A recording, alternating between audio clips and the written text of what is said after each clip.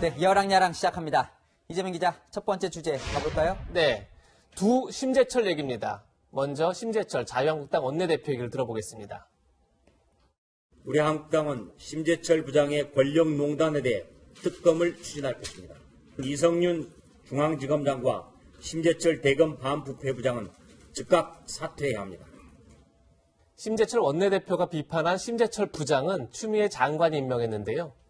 심재철 부장이 청와대 수사를 방해하고 있다면서 심재철 원내대표가 사퇴를 요구한 겁니다. 네, 공교롭네요. 이재명 기자도 동명이인으로 유명한 분이 있잖아요. 예, 그래서 저도 민망할 때가 참 많은데요. 네. 아마 심재철 원내대표도 자기 이름을 얘기하면서 비판하려니까 참 어색했을 겁니다. 더욱이 오늘 오전에는 심재철 아웃이라는 말이 실시간 검색어 상위에 올랐습니다. 심재철 원내대표가 봤다면 깜짝 놀랐겠죠.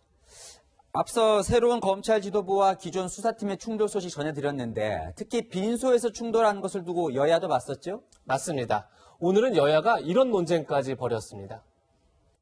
거기서 얻어맞지 않은 것만 해도 다행입니다, 사실은.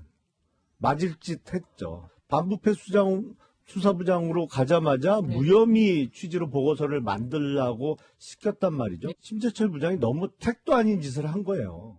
사실은 맞지 않은 게 다행이다. 그것도 상가집에서. 굉장히 위험한 발언이죠. 회의석상에서 뭐 소리가 나갈 수도 있고. 근데 여기는 사실은 공개된 장소였습니다.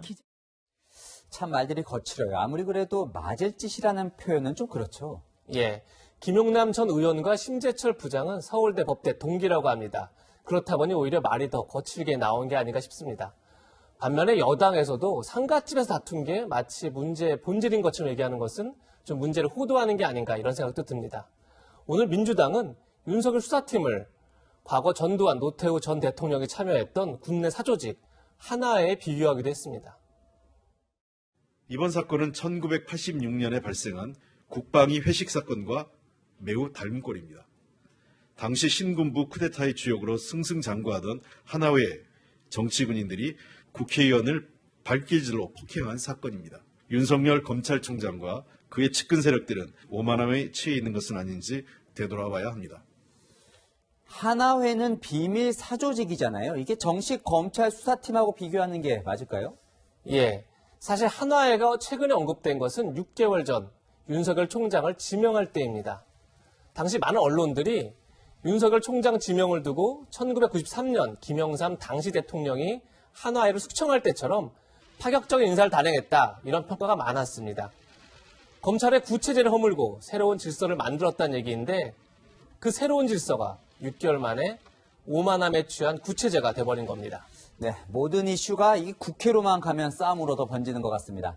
다음 주제로 넘어가 볼까요? 예, 육포 회수 사건 얘기입니다. 자유한국당 황교안 대표 한 줄 시작하는 월요일 아침부터 사과해야 했습니다. 조계종에 그런 심려를 끼쳐드린 점에 대해서 대단히 송구하게 생각을 합니다. 경위를 철저하게 한번 파악해 보도록 그렇게 하겠습니다.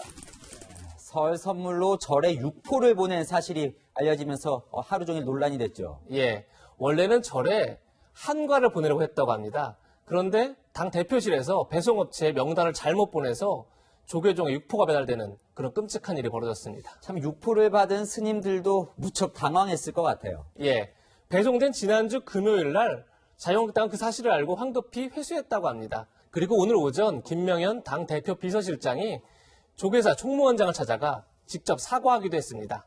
조계사 측에서도 배송 실수니 이해한다 이런 반응을 보였다고 합니다. 그런데 이전에도 황 대표와 불교계 사이에 좀 불편한 일이 있었잖아요. 네, 지난해 부처님 오신 날이었죠. 법요식에 참석한 황 대표가 합장을 하지 않아 논란이 있었습니다. 황 대표가 워낙 독실한 개신교 신자라 종교 편향 시비로 확대됐는데요. 이런 과거 때문에 육포 사건도 더 부각된 측면이 있습니다. 네, 이번 육포 회수 사건의 온라인 패러디들도 참 많던데요. 예, 누리꾼들 사이에서는 지난해 삭발했을 때 불교로 귀의했어야 하는 것 아니냐, 맥주도 같이 보냈어야 했다, 아예 샴푸로 보내지 그랬느냐, 이런 냉소적인 반응이 줄을 이었습니다.